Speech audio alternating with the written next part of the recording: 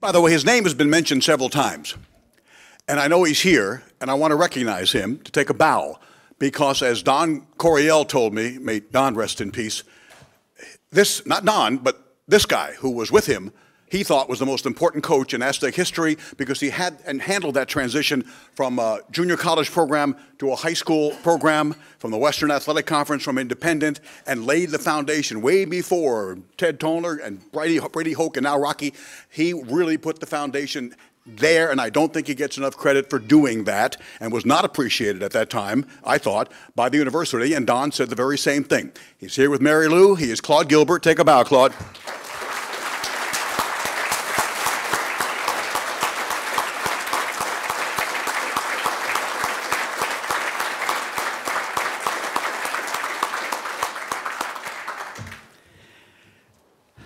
I used to tease T. Gwynn during the last couple of years that we're in the broadcast booth together, or the broadcast press box. And I would say, I thought you were the greatest Aztec baseball player of all time. And he'd laugh that incredible T. Gwynn laugh, and he'd say, not anymore. Not anymore. It's Strassi now. It's Strassi now. I said, well, you and Mark Grace were the greatest hitters. He said, yeah, but this is the greatest player. This is the greatest player. I had baseball scouts in traveling with the Padres who would tell me in between chew, spit, guys who've been in baseball 50 years, saying, I ain't never seen nothing like this boy at San Diego State. Never. If he just had the fastball at 100 miles an hour, he'd be great, and he's got the curveball with it, and God knows what it'll be from now on. I always use that stat on the Padre broadcast. They talk about strikeout to walk ratio. If you got 2-to-1, that's okay. 3-to-1 or above is great. His senior year here, his strikeout to walk ratio was 9-to-1. And the scouts that I talked to, the baseball people that I talked to in conjunction with traveling with the Padres and doing their broadcasts, believe he is the greatest college pitcher of all time, not just at San Diego State, but of all time. And he has made that transition to the Washington Nationals and has been everything. Well, they named hamburgers after him. The first year out in Virginia, they were selling Strasburgers, for heaven's sakes. That's when you know. That's when you know you have made it big time. The next inductee in this 2014 class, 2014 of the Aztec Hall of Fame, Stephen Strasburg.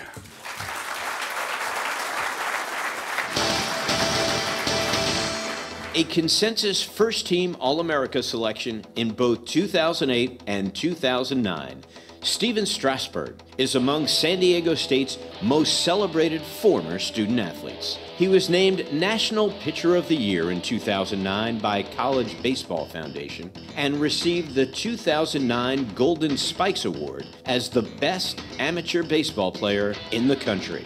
Stephen was selected Mountain West Pitcher of the Year in 2 consecutive seasons, holds SDSU records for most strikeouts in a game with 23, in a season with 195, and in a career with 375. Strasburg also holds the school record for lowest career ERA of 1.59 and tied the program's record for most wins in a season with 13 in 2009.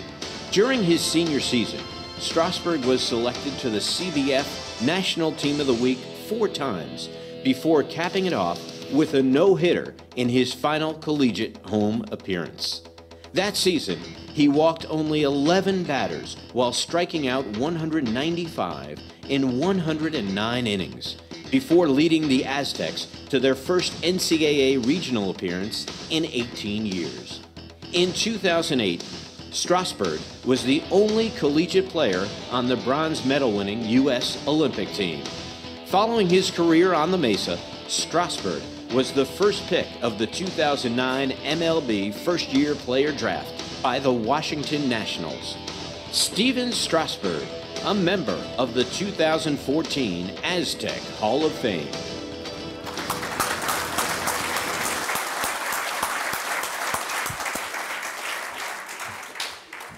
Tony would be so proud of you here today. Presenting him here today, his former pitching coach, Rusty Filter, now the pitching coach at Stanford.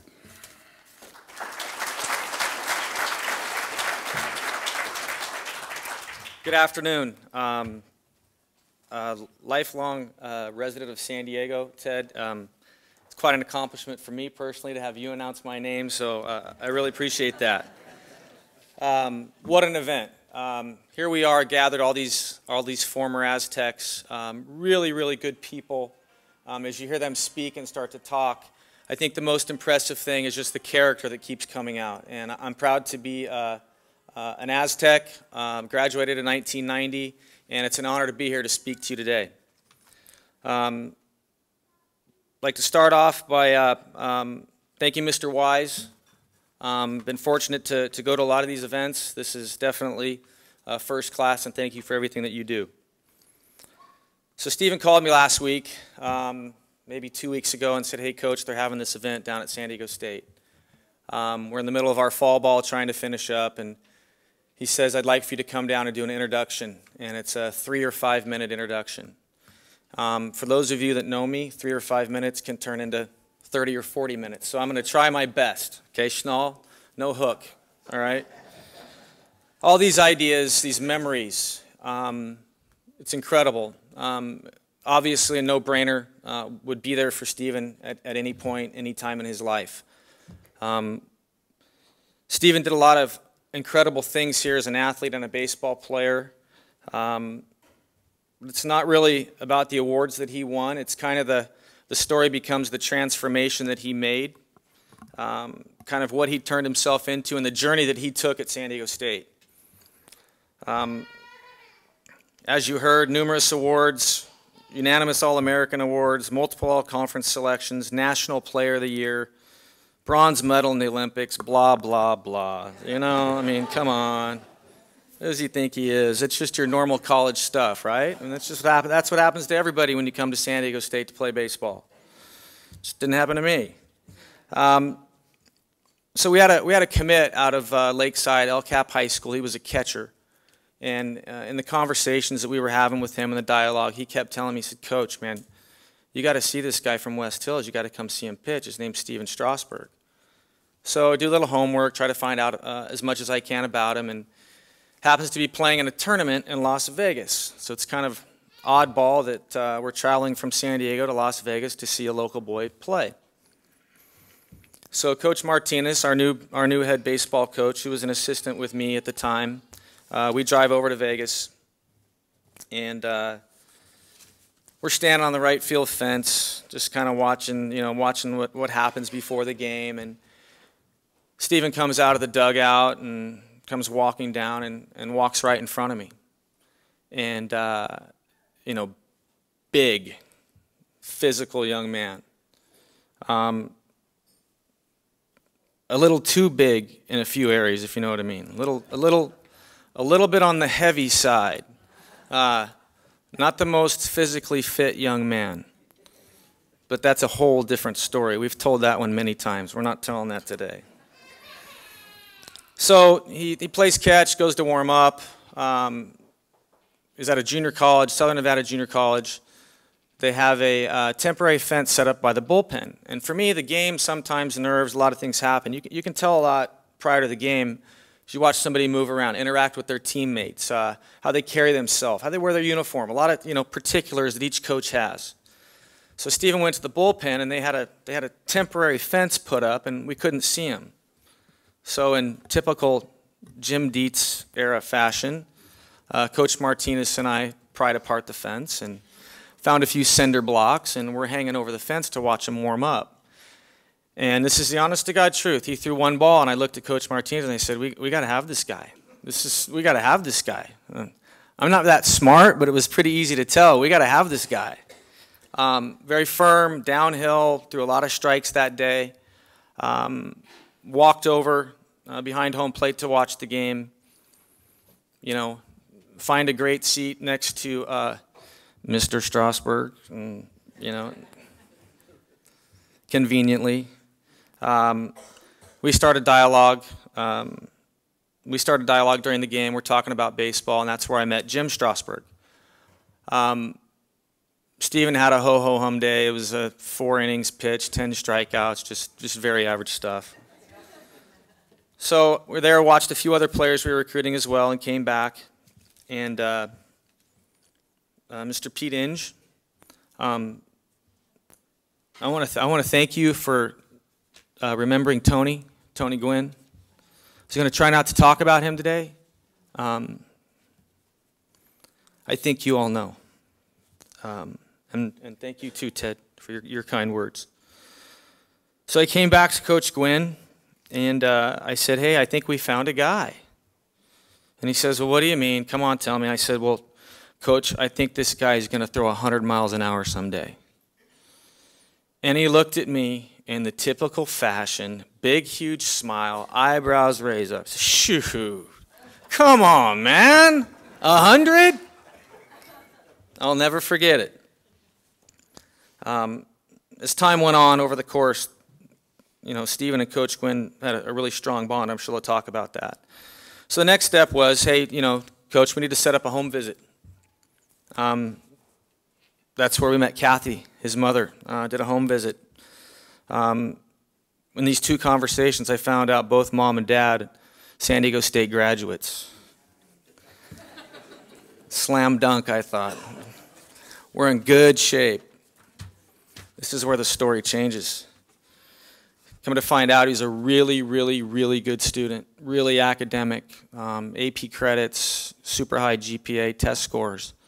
There was this silly school up north that he really wanted to go to called Stanford. Stanford kept telling him, hey, we got to wait, we got to see more grades, and I'm telling him they're lying, man. They think you're not that good. They got a bunch of guys. They got a bunch of guys. Why don't you come play for us? Your mom and dad both went to school here. So it all worked out. He eventually committed to SDSU. We got to see a transformation right in front of our eyes. You're very fortunate to be a coach, to do it for a long time, make a living at it. It's very difficult. Been very fortunate to have a lot of really, really good players that I've coached in my career in 25 years. Never established a bond like I have with Stephen. We went through a lot together. We learned a lot about each other. Not only was it a bond of respect, but it was of trust. His freshman year, he was our closer, did a really good job in that role. As a sophomore, became our Friday night starter, which is your #1 guy. He held that position down for the next 2 seasons. The national attention started.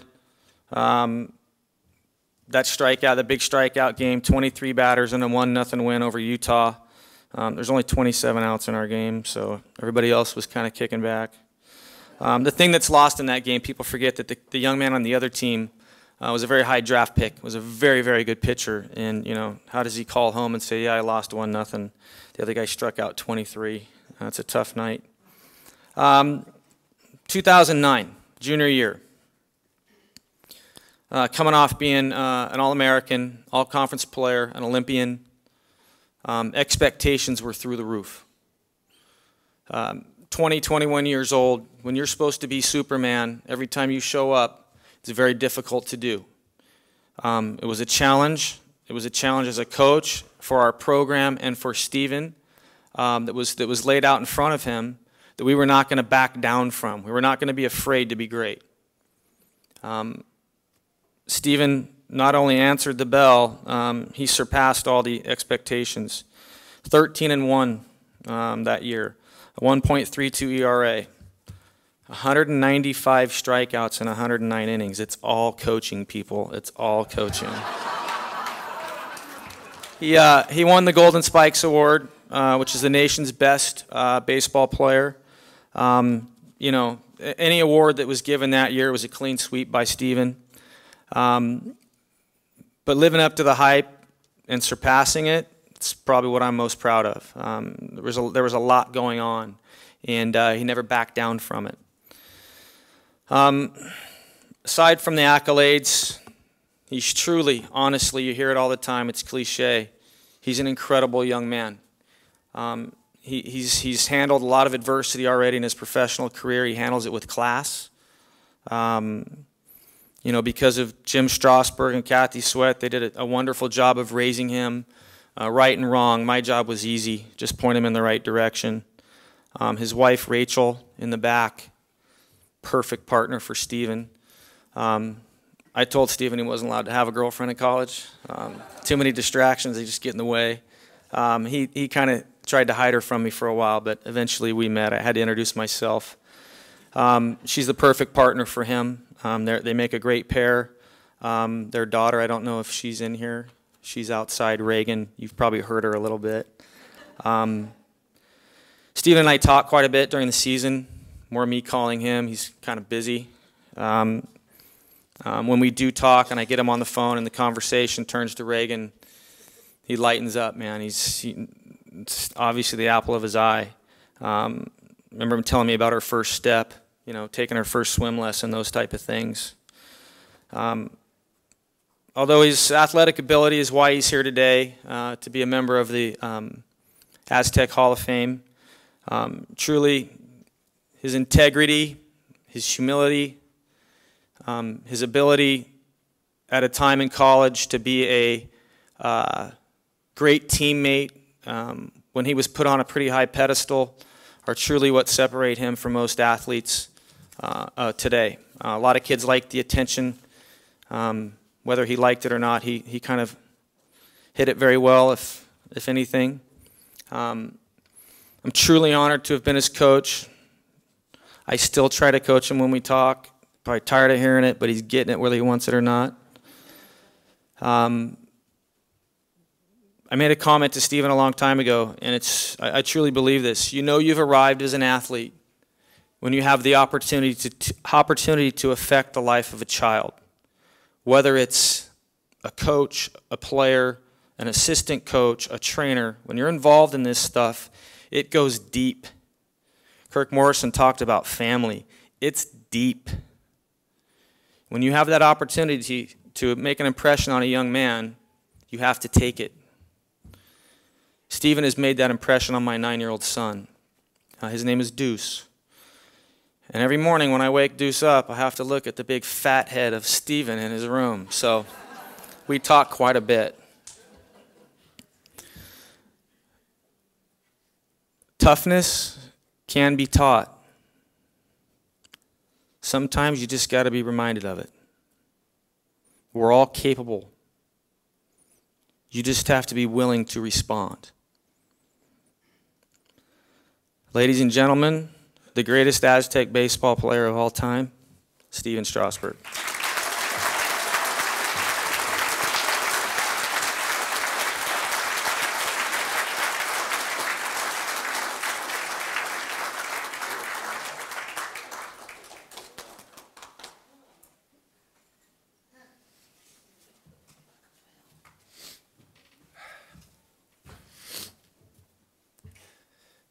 Sorry, having a daughter now kind of makes me a little bit emotional when we talk about, you know, kids and everything. You know, before I begin, you know, I just want to congratulate the rest of the athletes here today. You know, I was born in 1988, so there were some that were a little bit before my time. But you know, Kirk, you were talking about everybody saying, "Oh, that's where Marshall Faulk went." Well, you know, this might make you feel a little bit better. When I was in high school watching Chargers-Raiders games, I was telling my buddies, "Hey, that guy went to San Diego State." So,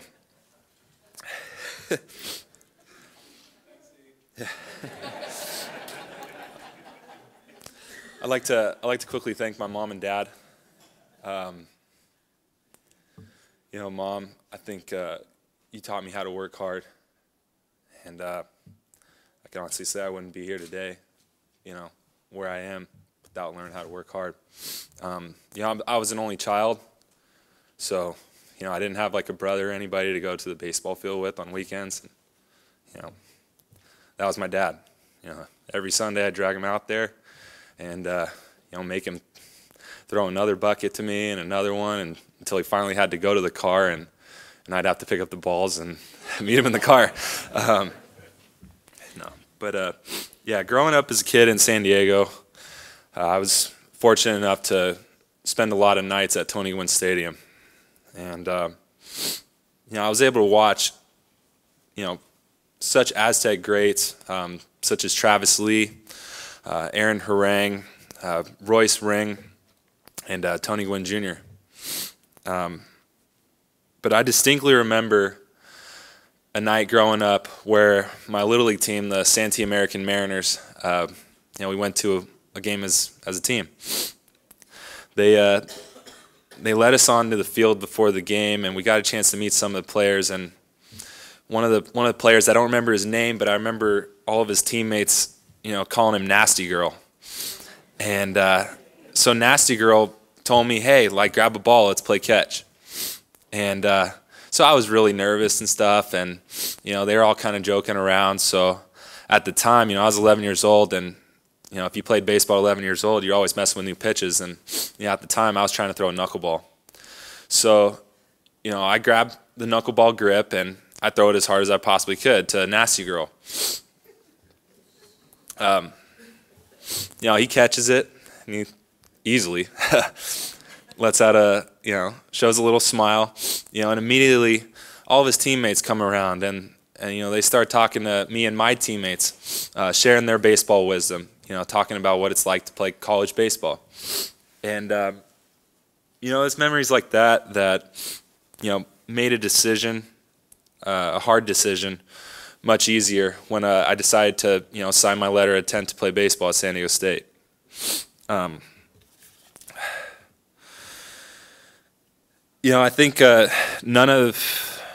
I think it would have been a short career for me at San Diego State if I didn't have, the teammates that I had through my first, 3 years there.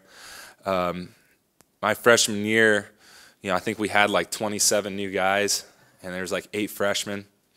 And I remember the first week of conditioning, I was, throwing up in the ice plant, right in the middle of warm-ups. And it was the seniors on the team that, they didn't even know who I was. They met me a week earlier, and they were the ones, kind of pushing me, saying, hey, we're going to finish this with you. That's something that I'll never forget. But, it was coaches. I mean, obviously, in my career, you come across a lot of different, athletes, players from all over the world. And the first thing they ask me when they find out that I went to San Diego State is, what was it like playing for Tony Gwynn? And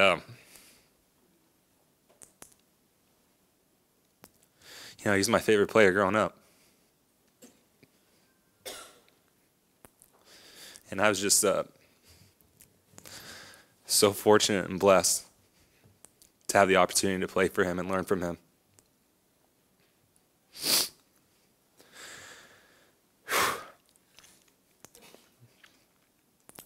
But it wasn't just Coach Gwynn. It was, Rusty Filter. It was Mark Martinez, Anthony Johnson, Jody Stevens.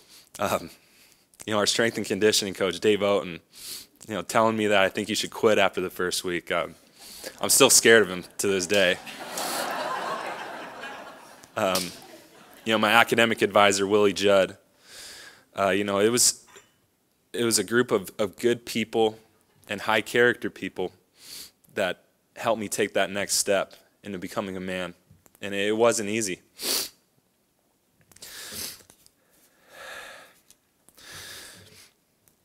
Despite all the accolades and recognition that came through the 3 years I was playing here, I think the memories that I'll always remember are the times that I had with my teammates, good and bad, on the field, off the field. I mean, that was fun. They say, playing in the big leagues and stuff, it's got to be the best time of your life. And, it's become a job.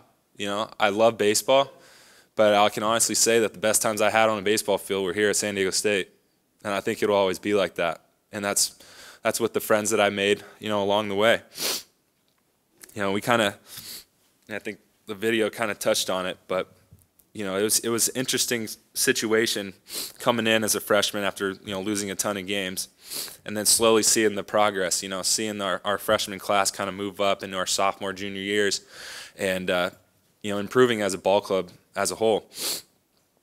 And I remember, I'll never forget the last game that I played at San Diego State, and it was a sellout crowd. It was standing room only. The band was there. Cheerleaders were in the stands. The place was electric, and obviously no hitter, whatnot, but that was the closest thing to a dog pile that I got in college baseball, and you know, I remember when I got recruited by Coach Gwynn and Coach Filter and Coach Martinez, you know, they told me point blank, I didn't really know what my abilities were at the time. They said, we want you to take us to Omaha. And, you know, I think if I could touch on, you know, the direction that the program is going right now, you know, I'm just so honored to say that I was an Aztec and that maybe I had a little bit of something to do with the, you know, where they're at now, you know, winning back-to-back Mountain West Conference championships. You know, I know Omaha's on the horizon for them, and I couldn't be prouder. You know, this school and the game has blessed me in so many ways. You know, I met my wife, Rachel, here in college. And, you know, obviously, you know, we have a little girl. She's been screaming out there for most of the time. Hopefully it's not throwing any of the speakers off. But as life in the game moves on, I will never forget the time playing catch with Nasty Girl.